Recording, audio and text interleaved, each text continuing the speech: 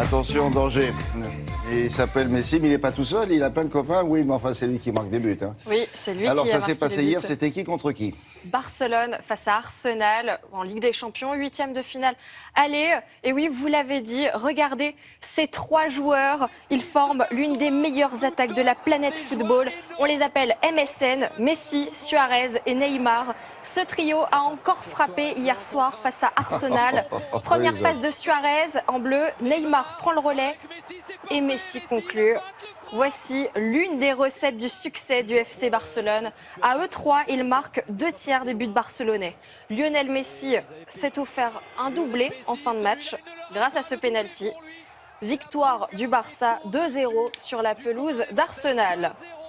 L'autre 8e de finale allée de Ligue des Champions opposait les Allemands du Bayern Munich en rouge aux Italiens de la Juventus. Le match a mal commencé pour cet homme, Thomas Müller, joueur au Bayern. Il se rate complètement à la 13e minute. Heureusement, tout est pardonné. Il se rattrape une demi-heure plus tard sur ce premier but. Bah oui, heureusement. À peine revenu des vestiaires, les Allemands marquent un deuxième but sur un exploit personnel d'Arjen Robben. On pense que le match est plié et en fait non, les Italiens vont également marquer 2 fois. On en restera là, match nul de partout entre le Bayern et la Juventus. Ah oui. Et le dernier but italien. Et je vous rappelle que le Paris Saint-Germain jouera face à Chelsea dans 2 semaines. Ça se jouait où, ça, les Italiens là, Alors, c'était en Italie. Bon, qu'est-ce qu'on a d'autre? On passe à la page blanche. Je vais vous parler de sport d'hiver, du ski alpin, du ski de fond et du rugby sur neige. On commence d'abord par le slalom parallèle. Regardez, c'était à Stockholm, en Suède, avec la Coupe du Monde en slalom parallèle. Donc, au programme, 16 skieurs et skieuses, des courses à élimination directe, 2 parcours de 19 portes. Et finalement, l'Autrichien Marcel Hirscher en rouge s'impose donc sur le parcours bleu, s'impose sur le City Event. Il remporte à 26 ans seulement sa 38e victoire en Coupe du Monde. On part à Montgenèvre dans les Hautes-Alpes pour la 9e édition du marathon de la Clarée. C'est un rendez-vous incontournable pour les passionnés de ski de fond avec une course magnifique, une traversée des domaines de la vallée de la Clarée, des passages au cœur des villages.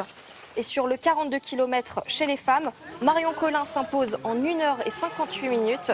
Du côté des hommes, Nicolas Berthet finit la course en 1h42. Le rugby se joue aussi sur neige à la Clusaz en Haute-Savoie. C'est le tournoi des 6 stations, à ne pas confondre avec le tournoi des 6 nations. Ça se joue à 7 contre 7.